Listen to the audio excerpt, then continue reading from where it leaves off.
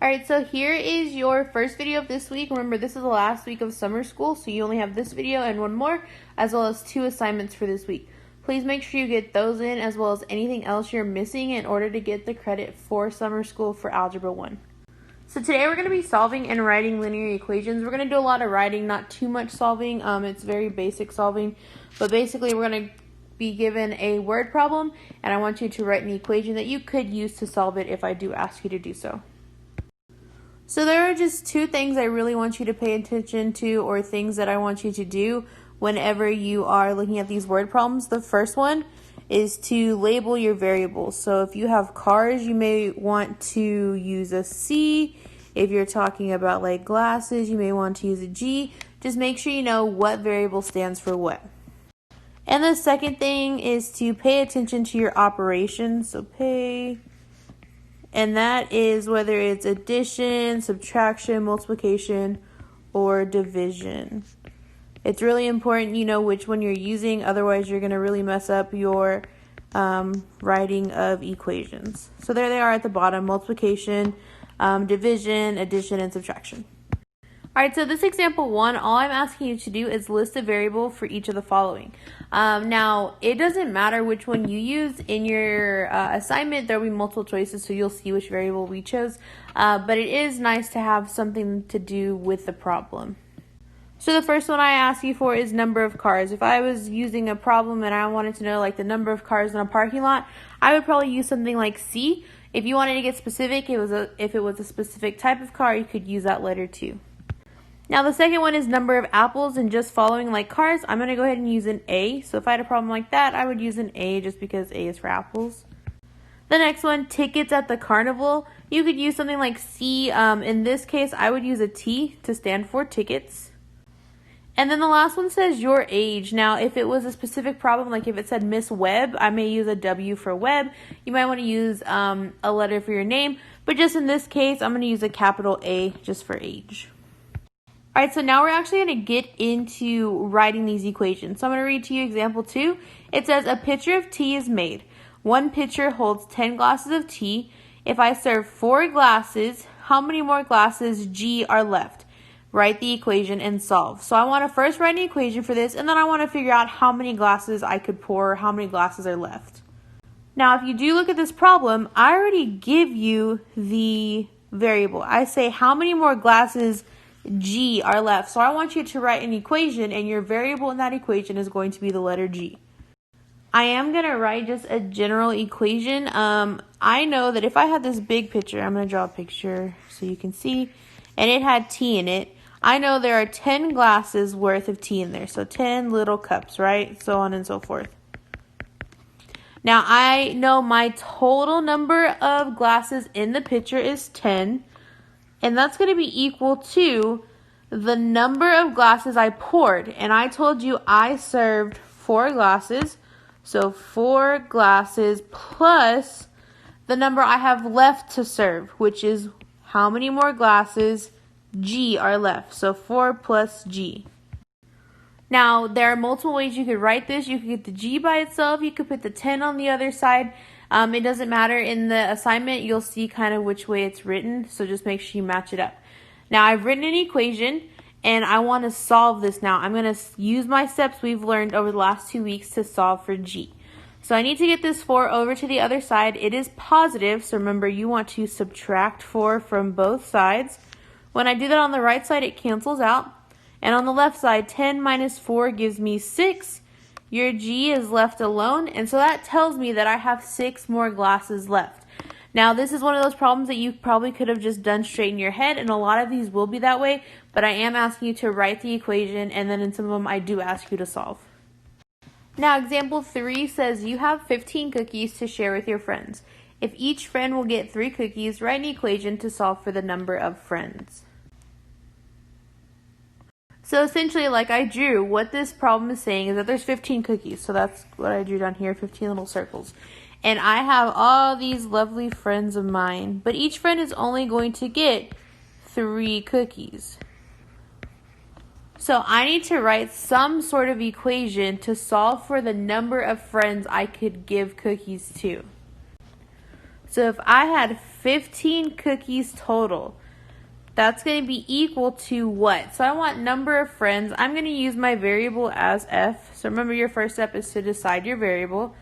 So f, I know 3 cookies go for each friend. So I'm not going to be adding 3 cookies to the number of friends. I'm not going to be subtracting them. I'm either going to be dividing the number of cookies or multiplying the number of cookies. In this case, I am doing 3 times the number of friends to get 15. And if I wanted to solve this, you would divide both sides by 3 and find out that I could give cookies to 5 of my friends. So sometimes you need to think backwards about these to figure out the equation. Okay, so example 4 is just like example 3. It says it costs 4 tickets to ride the Ferris wheel. If you spent 24 tickets riding the Ferris wheel, write an equation to solve for R, the number of times you rode this ride. I am going to go ahead and let you do example 4 on your own. There will be some questions popping up about it, so just make sure you answer those as well.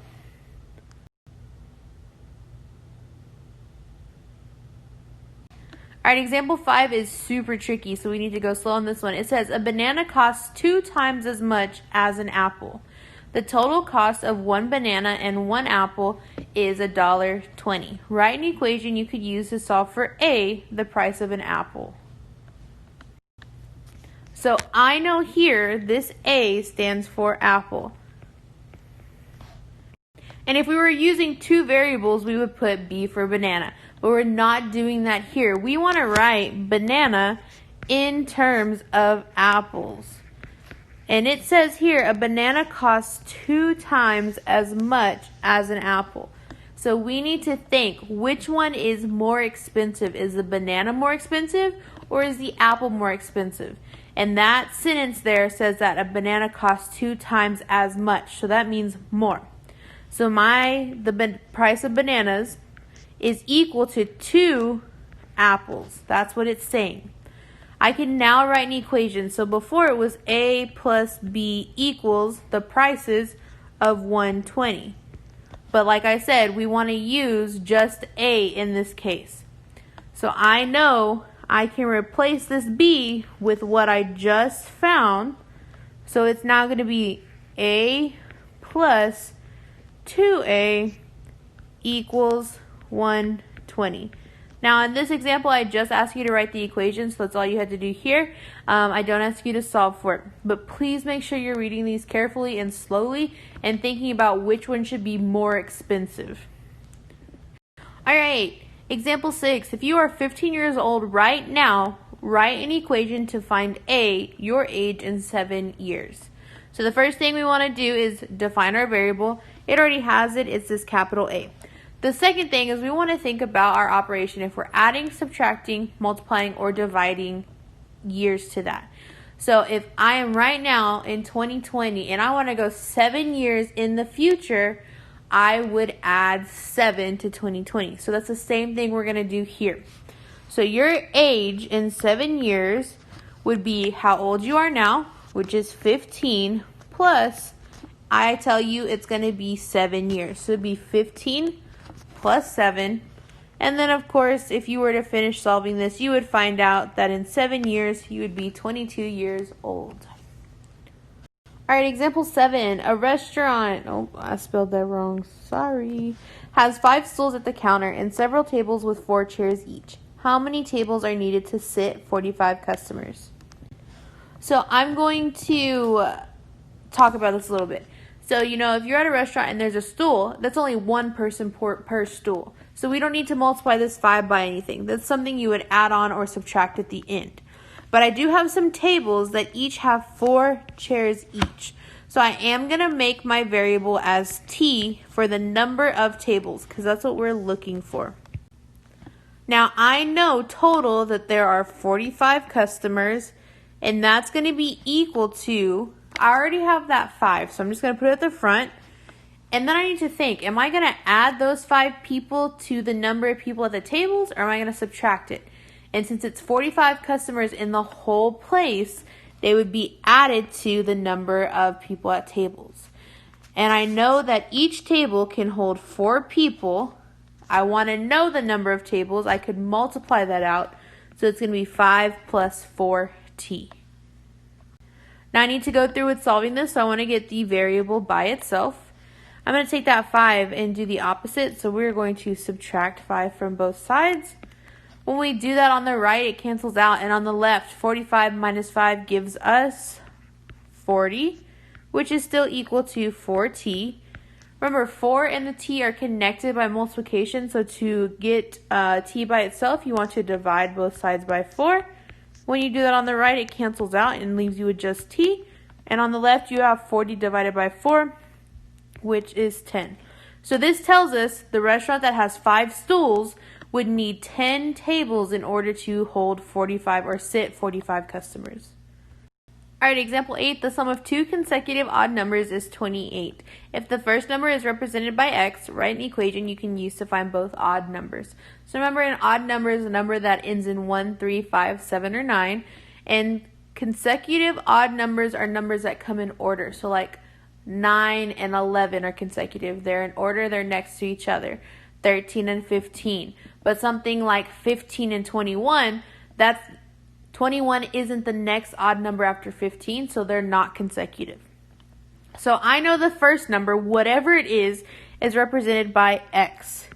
And I'm going to add something to it, and when I add those two numbers together, it tells you they equal 28. Now over here to the side, if I had the number 5 and 7, just pretend those are what we're using, and 5 was x, what do I add to x to get 7? You would add 2 to it. So in terms of x, 7 would be equal to x plus 2. It's the same thing over here.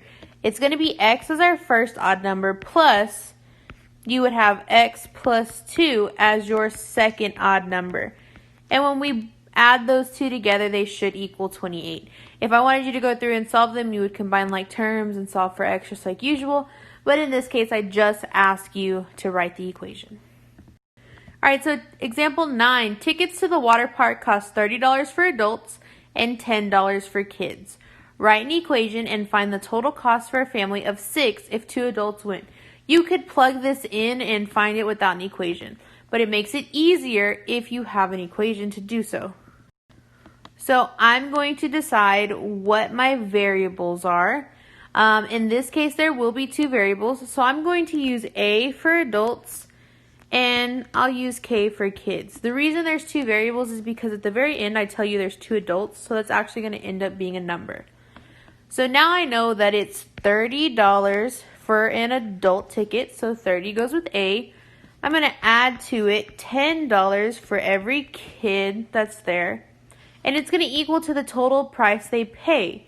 And I'm not sure what that is, but I need to figure it out, and there's a couple extra steps we have to do.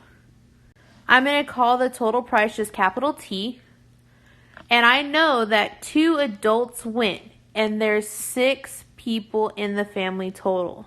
So if there are 6 people in the family, and I know for sure 2 of them are adults, so A and A, that means there are 4 kids. So I can now start plugging in stuff to find T, the total price. This is a little more intense than the other problems. We have one of these on the Google form assignment, but I just wanted to show you how it goes. So I know now I'm going to put 2 in place of A, plus I know there are 4 kids, so it's going to be 10 times 4, and that's going to equal our total price. We're going to do this in 2 steps.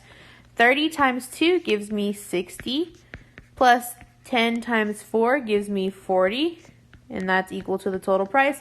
And your last step here is to combine on the left side. 60 plus 40 tells us that this family went to the water park and it cost them $100 to get in. Alright, in your last example, example 10, a printer that can print 634 pages has already printed 234. Write and solve an equation to find the number of pages the printer can still print. So I'm going to do my variable first. I want to know the number of pages we can still print, so I'm just going to call that P for pages or P for print. That's just my variable. You can choose another one. I know the total number of pages is 634. And that's equal to the number we've already printed and the number left over. So 234 is what we've already printed. And the number left over, the numbers we still can print, is what we don't know, which is P. Now I need to decide, would I add those two numbers together or would I subtract them, multiply, or divide them? And because we want to know the total, we're going to add them together. Your step to find P or get P by itself would be to move the 234 over. It's positive, so we're going to subtract it from both sides.